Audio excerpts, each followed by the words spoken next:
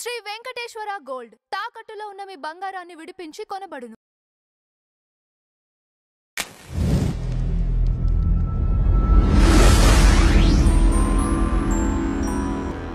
Madam నమస్తే. నమస్తే అండి. మేడం నేను మీకు ఒక వీడియో షేర్ చేశాను.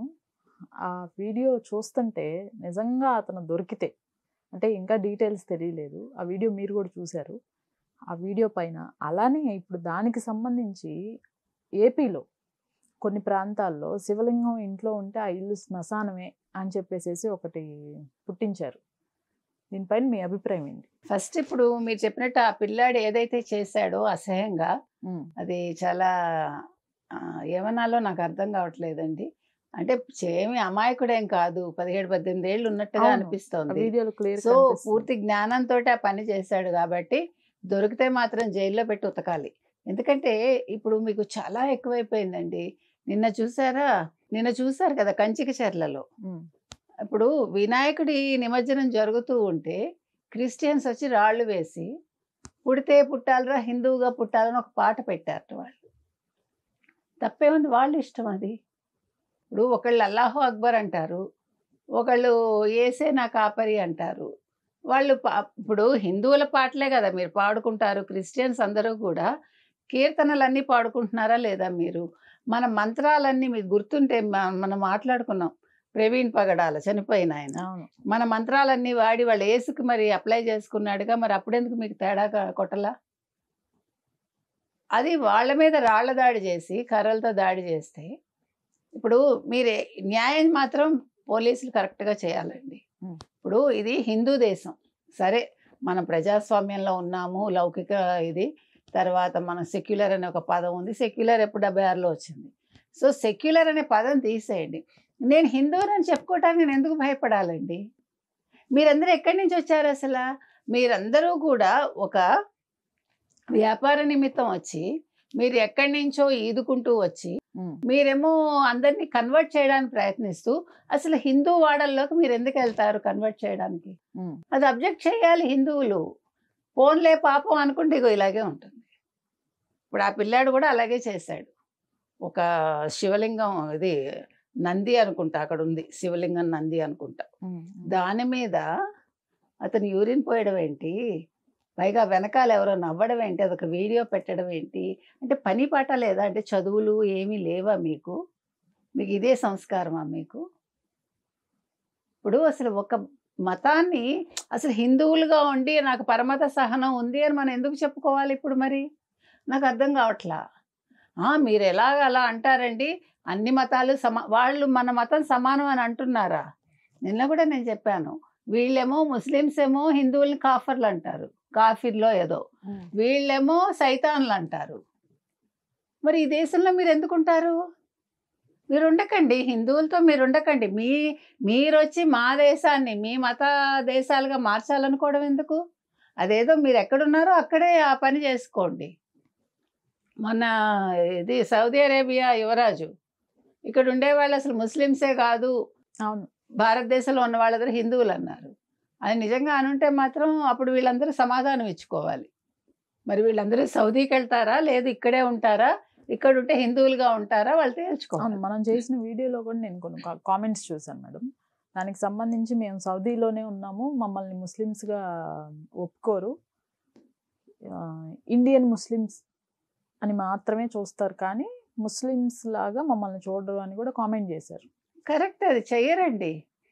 మీరు హై క్లాస్ ముస్లిమ్స్ని చూస్తుంటే మీకు వాళ్ళ పద్ధతులు వేరు అసలు. మనం అలా అనకూడదు, అంటే వాళ్ళు అది ఉంది, అలా సెట్ ఉంది అట్లాగా. అసలు చాలా బాగుంటారు, అసలు వాళ్ళ కల్చర్ ఉంటుందండి, అంత అద్భుతమైన కల్చర్. మనం చూడాలి, అంటే తెలుసుకోవాలి, తప్పు లేదు కదా. ఇప్పుడు ఎలైట్ అంటాం కదా, అట్లా. రైట్. ఇప్పుడు ఈ శివలింగం ఇంట్లో ఉంటే శ్మశానమే ఆ ఇల్లు అనే వర్డ్ ఎందుకు పుట్టించారంటారు అసలు? శివలింగం ఇంట్లో ఉంటే శ్మశానం అంటే మనం చచ్చిపోయాక శ్మశానానికి వెళ్తున్నామా, ఇంట్లో పూడ్చిపెడుతున్నారా మన్ని? శివుడు సంకేతం వేరు. శివుడు లయకారకుడు, సృష్టికారకుడు బ్రహ్మ, స్థితికారకుడు ఎవరు? విష్ణువు. సృష్టి స్థితి లయ, ఆ మూడే కదా చెప్పుకుంటాం. ముగ్గురు కారకులే. సో అలాంటప్పుడు నేను విష్ణువుని పూజిస్తాను కాబట్టి నేను శివుడిని చూడను, ఇలా పెట్టుకుని వెళ్తాను అనేవాళ్ళు ఉన్నారు. అది చాలా తప్పు కదా. మీరు శివుడిని పూజించే వాళ్ళందరూ కూడా విష్ణువుని పూజిస్తారు. వాళ్ళకి ఏ హెసిటేషన్ ఉండదు. వాళ్ళు వెంకటేశ్వర స్వామి టెంపుల్కి వెళ్ళే వాళ్ళందరూ కూడా శైవులు ఉంటారు, వైష్ణవులు ఉంటారు, ఈవెన్ ముస్లిమ్స్ ఉండొచ్చు. కానీ శివాలయానికి ఒక విష్ణువు వెళ్ళరు. ఈవెన్ చిన్నజీయర్ స్వామి గారు శివుడి గురించి మాట్లాడతారా మీరు నాకు చెప్పండి. ఇటీవలి కాలంలో ఆయన ఎవరు, నేను పేరు మర్చిపోయానండి, ఒక వీడియో చూశాను. ఆయన ఎక్కడ ఎంతసేపు చెప్పినా కూడా అర్ధనారీశ్వర తత్వాన్ని విష్ణువుకి ఆపాదిస్తున్నారు. మీరు పెళ్ళిళ్ళలో పార్వతీదేవికి పూజ చేస్తాం, మనం గౌరీ పూజ ఎందుకు చేస్తాం? ఆవిడ మాంగళ్యం అంత గట్టిది కాబట్టి. అవునా? గౌరీ పూజ లేకుండా పెళ్ళిళ్ళు జరగవు. అంటే కొన్ని కులాల్లో, నాకు అన్ని కులాలు నాకు తెలియదు సిన్సియర్గా. అది చేశాకే మనం పిల్లని బుట్టలో తీసుకురావటం, లేకపోతే అక్కడ మంటపానికి అయితే తీసుకొస్తాం. ఎందుకని? అతను గరళకంఠుడు శివుడు. ఆ గరళాన్ని మింగి కూడా హరాయించుకున్నాడు, అక్కడే కంఠంలోనే ఉంచుకుంటాడు కదా, అందుకే గరళకంఠుడు అయ్యాడు. సో అటువంటి శివుడుని పెళ్లి చేసుకున్న పార్వతీదేవి, ఆవిడ తాళి గట్టిది కాబట్టి మనకు ఆ పూజ చేయిస్తారు. ప్లస్ ఆవిడ వలచింది ఆయన్ని. ఆవిడ తపస్సు చేసి శివుణ్ణి ఆవిడ దక్కించుకుంది. ఆవిడ శివుడు చేసుకోదలుచుకోలేదు. అదే రతి మన్మధులు, అందుకే మన్మధుడు అప్పుడు భస్మం అవడం, ఆయన పూల బాణం వేయటే కథ అంతా మనం చదువుకుంటాం కదా. అంటే మీరు ప్రతి దాంట్లోనూ ఒక నెగిటివ్ తీసి ప్రతి దాంట్లోనా ఏంటండి ఇది అంటే నేనేం చెప్పలేను. ఇప్పుడు ఒక క్రిస్టియన్ని మీరు ప్రశ్నించగలరా జీసస్ తండ్రి ఎవరు అని? వాళ్ళు నమ్మారు, నమ్మకం అంతే. ఇప్పుడు ముప్పాళ్ళ రంగనాయకమ్మ గారు నమ్మలేదు కాబట్టి రామాయణ విశ్వవృక్షం రాశారు. ఆవిడని అడిగారు, మరి మీరు ముస్లిమ్స్ గురించి కూడా రాయాలి కదా అంటే, నేను చదవలేదు, ఇప్పుడు చదవలేను అందాడు. అది కాదుగా. మీరు విమర్శిస్తే ప్రతిదీ విమర్శించండి. నాకు రాముడు ఎక్కువ, మీరెందుకు క్రిటిసైజ్ చేస్తారు? మిమ్మల్ని ఎవడడిగారు? మీకు ఇంకేం లేదా పని పాట? లేదు, ఇంకేం పుస్తకాలు లేవా మీకు రాయడానికి? శివుడి గురించి తప్ప మీకేమీ లేదా పని పాటు? శివుడిని ఇంట్లో పెట్టుకుంటే శ్మశానం ఎందుకు అవుతుంది? ఎవడు చెప్పాడు? నేను అనేది ఒక్కటండి, హిందువుల్లోనే ఫస్ట్ ఒక ఐకమత్యం రావాలి. నేను విష్ణువుని, లేకపోతే నేను శ్రీ వైష్ణవుని, లేకపోతే నేను లింగాయత్ని, లేకపోతే నేను శివుణ్ణి పూజిస్తాను, ఇలా రకరకాలు మీ పూజలు మీరు చేసుకోండి, కానీ ఎవరిని క్రిటిసైజ్ చేయొద్దు. మీకు తెలుసు కదా, లింగాయతులు అంటే కర్ణాటకలో ఎక్కువ ఉంటారు. వాళ్ళకి మస్ట్ అండ్ షుడ్, ఆడవాళ్ళకి మగవాళ్ళకి లింగం ఉంటుంది, వాళ్ళకి వేస్తారు, దంజంలాగా ఉంటుంది, నిత్య పూజ చేస్తారు దానికి. కొంతమంది డబ్బుని వాళ్ళు బంగారం పెట్టుకుంటారు, లేకపోతే వెండిలో పెట్టుకుంటారు. సో నమ్మకాల్ని మీరు అవహేళన చేయొద్దు, అపహాస్యం చేయొద్దు. మనం నేర్చుకోవాల్సింది ఏంటంటే, ఇప్పుడు కులాలు లేవని కులాలు మీరు కులగణన చేస్తారు, కులాలు అన్నీ మాట్లాడుతున్నారు కాబట్టి, yes I have to talk about my caste, yes I have to talk about my religion, what's wrong in it? నేను హిందువునని చెప్పుకోవటానికి నేను ఎందుకు సిగ్గుపడాలి? నేను రెడ్డి అనో, నేను బ్రాహ్మణ్ అనో, నేను కమ్మ అనో, నేను కాపు అనో చెప్పుకోవటానికి, లేకపోతే వైశ్య అని చెప్పుకోవటానికి నేను ఎందుకు సిగ్గుపడాలి? అంతే కదండి. ఇప్పుడు మీరు కులగణనలు చేస్తారు, కులాలను బట్టి రిజర్వేషన్స్ ఇస్తారు, దాన్ని ఎవరు కాదని అంటల్లా. ఓకే, ఇవ్వండి, అందరూ పైకి రావాలి, అందరూ ఉన్నత స్థితిలో ఉండాలి, సమాన స్థాయికి రావాలి, అవన్నీ ఎవ్వరం ఒప్పుకుంటున్నాం, అందరం ఒప్పుకుంటున్నాం. కానీ నువ్వు అలా ఎలా చెప్పుకుంటావు? ఇప్పుడు కొత్తగా ఈ ట్రెండ్స్ అన్నీ నేను చెప్పుకుంటా, నేను హిందువునని చెప్పుకుంటా. కాదు, నాకు నమ్మకం లేదు, కానీ మా ఇంట్లో వాళ్ళు చేస్తూ ఉంటారు, ఇదో పనికి మాలన్నమాట. నీకు నమ్మకం లేకపోతే అలాగే ఉండు.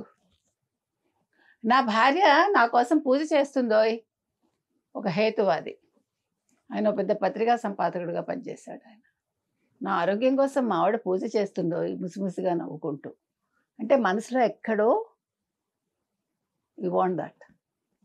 మీకు అర్థమైందా? ద్వంద్వ ప్రమాణాలు అంటారు వీటి. మీకు తిరుమలలో తాళాలు వేస్తారు, దానికి ఒక అధికారిని నియమిస్తారు. స్వామివారు నిద్ర పవళింపు సేవ అయిపోయాక దానికి పనిచేసిన ఆయన, నాకు దేవుడు అంటే నమ్మకం లేదనుకోండి, కానీ నాకు పని అప్పచెప్పినప్పుడు నేను చాలా సంతోషపడ్డాను. ఎట్లా చేస్తావు నువ్వు? అసలు ఎట్లా ఇస్తారు? అందుకని ఇప్పుడు నేనేమంటున్నానంటే, టీటీడీ వాళ్ళకి 2 అంశాలు నేను చెప్తానండి. ఒకటి, మీరు తాళం వేసే పని ఎవరికి అప్పచెప్తున్నారో, ఇప్పుడు మీరు ఎలాగైతే నేను హిందూ మతం మీద నాకు నమ్మకం ఉంది అని మీరు సంతకం పెట్టాలని అఫిడవిట్ అడుగుతున్నారో, అట్లా అక్కడ కూడా తీసుకోండి. రెండోది, ఇప్పుడు మీకు టీటీడీ ప్రచురణ సంస్థ ఉంది చూడండి, ఆ ప్రచురణ సంస్థలో కొంతమందికి రీసెర్చ్కి ఇస్తారు. ఆ రీసెర్చ్కి ఇచ్చిన వాళ్ళు క్రిస్టియన్సా హిందూసా అనేది కూడా తెలుసుకోవాలి. మీకు అర్థమైందా?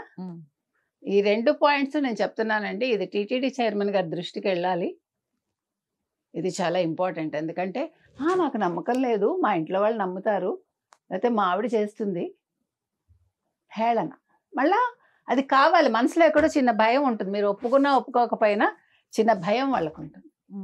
నాకు అనారోగ్యం వచ్చినప్పుడు నా భార్య పూజ చేసేయాలి, ప్రసాదాలు తింటారు, వీళ్ళ పూజలకు వచ్చినవన్నీ తింటారు, మళ్ళా హిందువులు తిడతారు. సో నేను అనేది ఏంటంటే, మీరు ఒక శివలింగాన్ని ఇంట్లో పెట్టుకుంటే శ్మశానం కాదు, పాడు కాదు, మీ నమ్మకం అది. మీకు ఇష్టమైతే పూజ చేయండి, క్రిటిసైజ్ చేయకండి. క్రిటిసైజ్ చేసే అధికారం లేదు.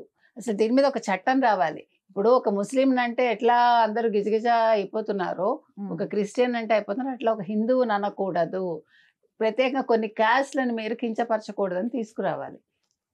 ఇప్పుడు ఎట్లా SC ST అట్రాసిటీ కేసు వచ్చిందో అట్లా మిగతా వాళ్ళకు కూడా రావాలి. అప్పుడే దేవుడికి కూడా రావాలి. అప్పుడే ఇక్కడ హైందవం బతుకుతుంది, హిందువులకు అసలు గౌరవం దొరుకుతుంది. ఇంకా ఇప్పుడు మనం చూసాం ఆ మధ్యకాలంలో, మీకు గుర్తుంటే ఒక ఆవిడ ఎదురెదురు ఫ్లాట్స్ ఒక న్యూస్ వచ్చింది. ఆవిడ ముగ్గేసి దీపం పెడితే ఆవిడ కాలుతో తన్నేసింది. కరెక్ట్. How dare she's.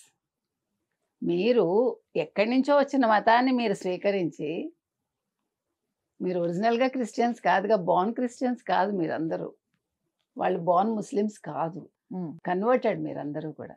మీరే అలా ఉంటే ఇక్కడ ఎన్ని సంవత్సరాలుగా మనకు ఉంది, క్రిస్టియానిటీకి ముందు 3000 సంవత్సరాలకు ముందే ఉంది. వైదిక మతం కావచ్చు, హిందూ మతం కావచ్చు, తర్వాత ఇవన్నీ. కాబట్టి తప్పండి అది. ఇప్పుడు నా నమ్మకం కోసం మిమ్మల్ని నేను కించపరుస్తాను, హేళన చేస్తాను, కాలుతో తంతాను అంటే అలాంటి వాళ్ళని తీసుకెళ్ళి పనిష్మెంట్ ఇవ్వాలి. Right madam. Thank you.